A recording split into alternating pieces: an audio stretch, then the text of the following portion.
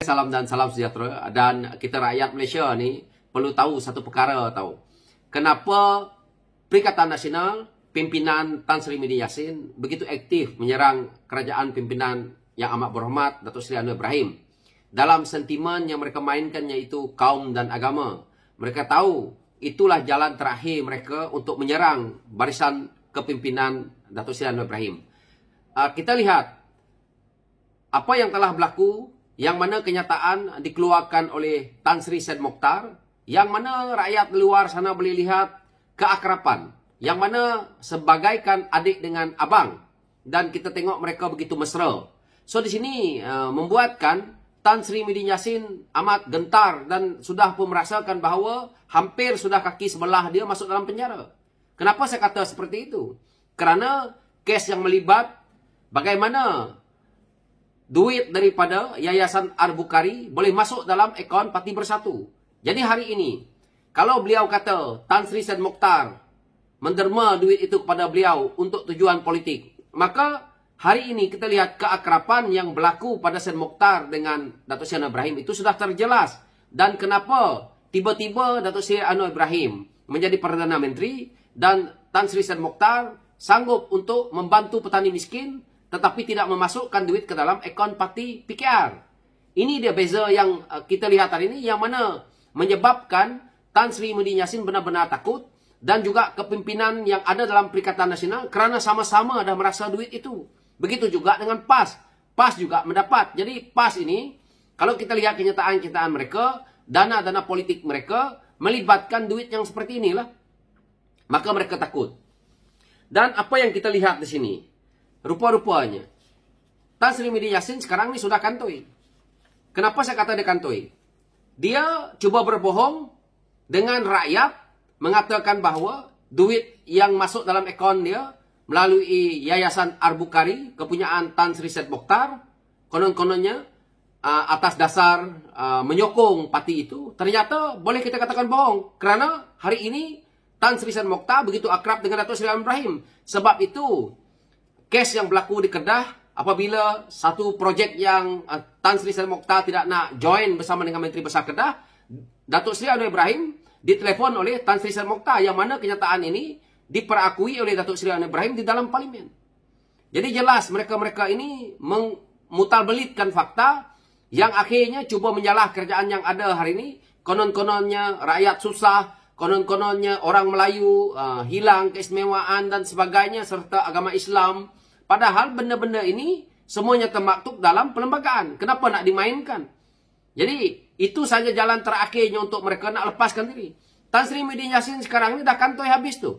Sebab apa? Duit yang mengalir daripada akaun Parti Bersatu ini, daripada dana mana, yang mana kita lihat melibatkan Jana Wibawa, melibatkan Tan Sri Midi Yassin, didakwa dengan kes salah guna kuasa. Ini sudah jelas dia rasa memang dia sangkut. Sebab itu mereka sekarang ini cuba menarik sokongan orang Melayu, yang mana dia tahu mereka tidak akan mampu menggunakan sokongan daripada orang bukan Melayu.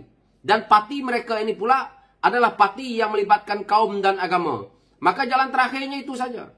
Jadi kunci yang ada hari ini adalah kuncinya untuk mereka ambil daripada orang Melayu biasa ini, untuk mereka terus kekalkan diri mereka, yang mana mereka takut masuk penjara, tetapi sanggup melakukan penyelewengan dan sebagainya.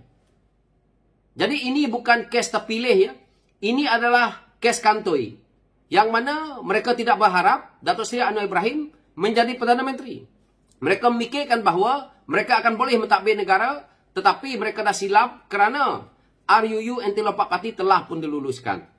Maka melalui SD mereka tak boleh. Bayangkan kalau tak ada SD ya, geng-geng kapitalis, geng-geng konglomerat ni, mereka akan menyogok, membantu parti-parti yang bersekongkol dengan mereka ini tadi untuk membeli ahli parlimen ini, dan akhirnya mereka membentuk kerajaan seperti mana kerajaan Tebu Atap yang lalu. Maka dia tidak mempunyai kualiti, dan akhirnya yang rugi kita rakyat. Kerana apa? Hutang akan meningkat.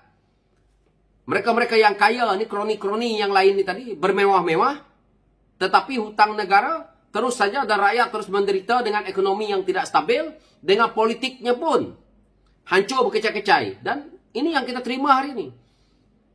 Kalau dikata kerajaan hari ini gagal, yang diwarisi kepada Datuk Seri Anwar Ibrahim adalah kerajaan mereka gagal dan perlu diperbaiki.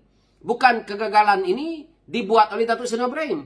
Mereka nak Datuk Seri Anwar Ibrahim dalam tempoh 1 tahun memperbaiki semua perkara ini. Saya rasa tidak logik akal. Dan Datuk Seri Anwar Ibrahim sebagai seorang pemimpin yang mempunyai integriti, sanggup tak ambil gaji demi untuk memperbaikikan negara ini. Bukan mengejar kekayaan dan kemewahan. Tapi berbeza dengan Tan Sri Muhyiddin Yassin, sanggup mengambil duit daripada Yayasan Al-Bukhari kepunyaan Tan Sri Syed Mokhtar, masuk dalam akaun parti dia, yang mana sepatutnya duit itu disalurkan kepada petani miskin. Jadi, hujah mereka nak membantu orang miskin, hujah mereka nak membantu orang Melayu susah ini, pembohong semata-mata kerana mereka tak lakukan.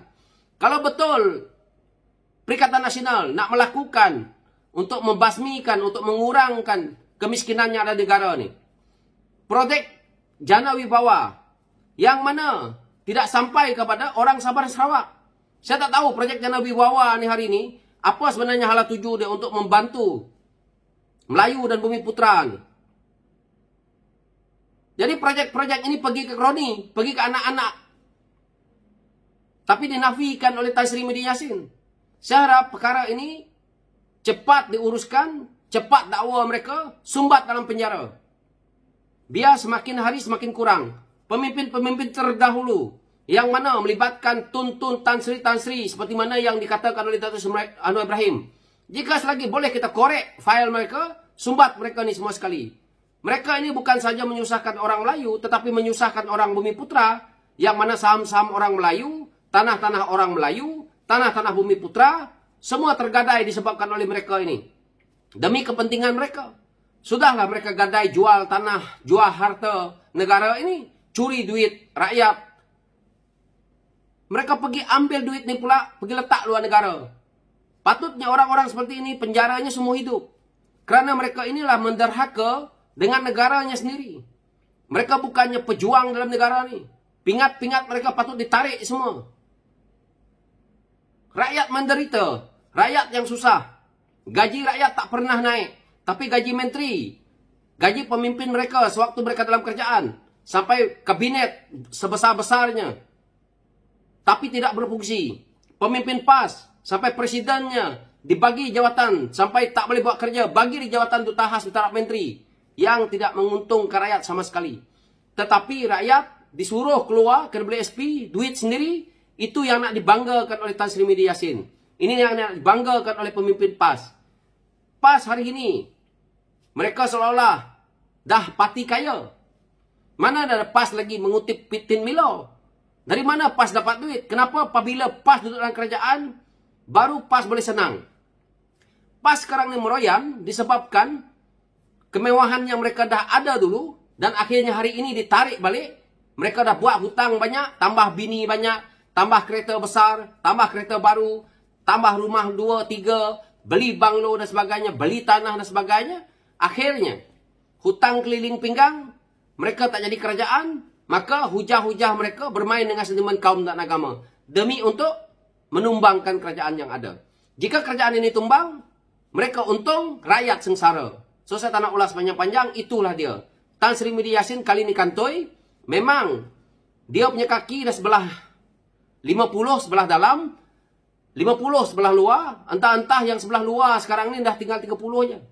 Saya harap pimpinan muda seperti Wan Saiful pun kalau bersalah sumbat terus. Jangan bagi layan istimewa sangat. Muda-muda pun dah mula nak cari kekayaan, nak jadi jutawan melalui kerja-kerja yang tak betul. Inilah mereka-mereka ni. Padahal mereka jual kaum, jual agama, konon bantu rakyat. Jadi kerajaan apa minta tak? So itu pencerahan saya. Sekian, terima kasih. Thank you.